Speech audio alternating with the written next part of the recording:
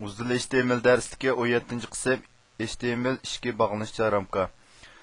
2 bağlanışçı ramkaga odatda iframe orqali aniqlab beramiz. Uning grammatikasi maqlalat bo'ldi. Ya'ni men src degan o'rniga bir dona ulanish adresi keldi.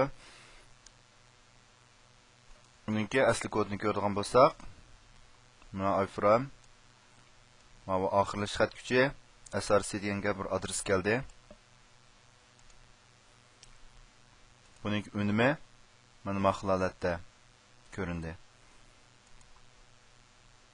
iframening kenglik va egizligi kenglik, voidiz xarakter va egizlik height xarakterining qiymatlari orqali aniqlab beramiz. Bevosita qiymat bersak, piksellik qiymat hisoblaydi. Ya'ni % belgisini qo'shib, % qiymat berish kim bo'ladi?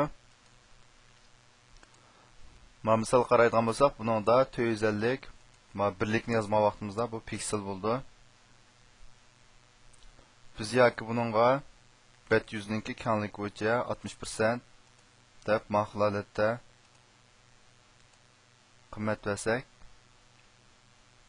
o bet kenglikninki 60% qisminiki nimiz bo'yicha oladi.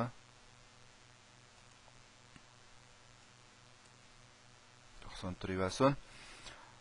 Egizligi 240 piksel. Buningki 40 hozir 40 0 degan qiymatni olgan bo'lsa,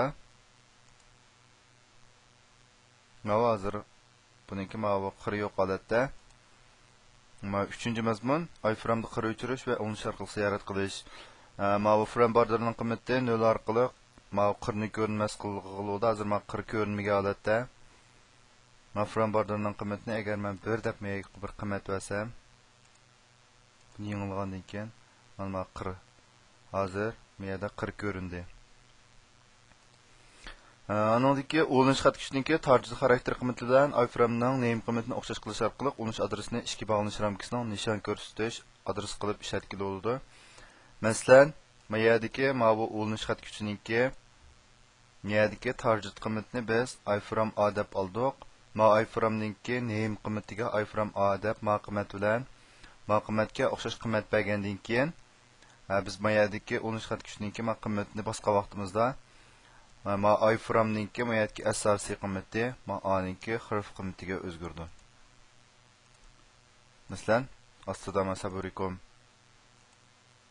Buni bosgandan keyin bet yangilanmadi. Bevosita ma qismi o'zgardi.